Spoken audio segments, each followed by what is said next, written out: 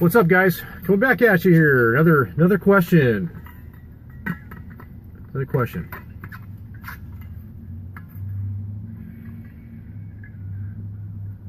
Beautiful, nice day here today in Florence. Finally got to a spot where I've got some screaming fast internet, AT&T internet with the AT&T Mobility Car Connect plan. Way big thumbs up. I wish all of you guys could have gotten in on that one, but you know, we'll see what happens here in the future. The merger that's in the works between Sprint and T-Mobile, T-Mobile basically gonna take the brand here. Be interesting to see what they're gonna offer, because they're gonna I think there's gonna be some better competition out there. So hopefully for us nomadic freedom lifestyle people, they will come out with another product maybe it'll even just be better than the Mobility, hopefully. All right, so we got Mac Johnson. Mac Johnson, what's up, Mac? What's up, Mac? You're going to answer your question here. It says, can you elaborate on the park rents up there for a Class C? I was thinking about doing the same thing as you and stay in Oregon during the summer for the hot months and then migrate back to Arizona. Does it rain much in the summer there? What is the average temperature? Yep, that's a good question, Mac. Can you elaborate on the rents up here? The rents are gonna range if you're staying in an RV park situation, and you're gonna want to do like a monthly stay situation. You're gonna be looking at anywhere in the summer months, anywhere between $400 and $700 a month. It maybe even $750 a month, depending on the park. There are quite a few parks around in this area, and the prices are going to be they are going to vary from park to park, but that's going to be kind of what you'd be expected to pay to be parked at a full hookup park with water, sewer, cable, internet. You're going to probably be looking at at somewhere in those figures. You might be able to do better if you go south, like maybe down to Brookings, or even just kind of further down the coast. You might be able to maybe get into something a little bit more affordable, or maybe not. I mean, you are also have a little bit of competition. You've got the snowbirds that are coming up here that are all staying up here already. So, but in Florence there are actually quite a few places to stay. If you've got a really tight budget, it could be difficult. If you've got a lot of flexibility with your budget, you'll probably be fine. I mean, there's a few parks here in town, here in Florence, Oregon, that would probably work for you.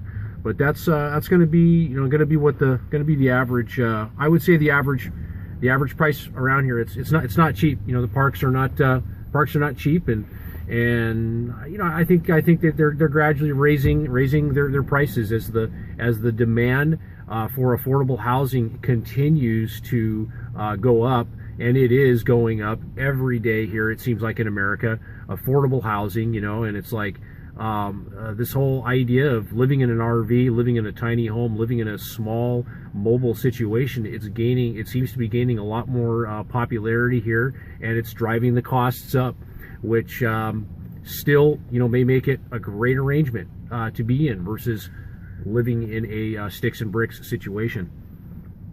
I was thinking about doing the same thing. Step in Oregon, hot months, migrate back to Arizona. Does it rain much in the summer there? Does it rain much in the summer? The rain pretty much peters out like July 1st through the end of September. You can pretty much be guaranteed very little or no rain, from my experience of staying here in Florence the last 3 years. The weather is nice here in the summer.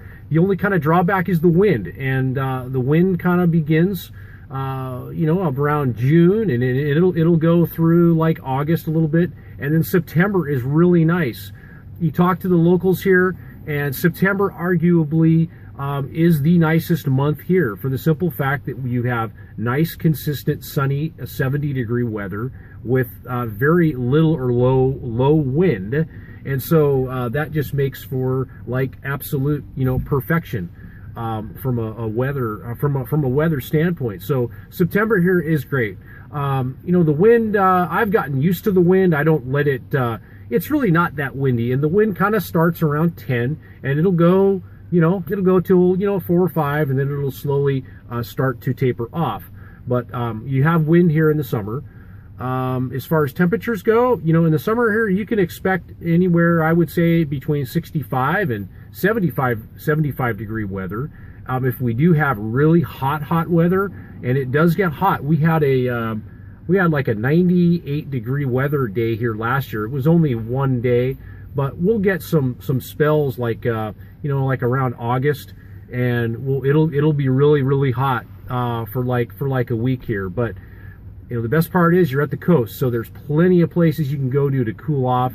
There's lakes, there's rivers, there's creeks everywhere, and it's just, you know, readily, easily accessible. And I mean, this is a great place from a recreational standpoint. I mean, there's just Florence, this area here, it offers so much. It offers so much for everybody that's really into everything to really enjoy. So there's plenty of places to cool off. Average temperatures. What else could I talk about? Yeah, it's a good area, but I would check into other places. You know, north of here, north of Florence, yeah, there's some opportunities, but I think it's personally better from, you know, like Waldport, pretty much south.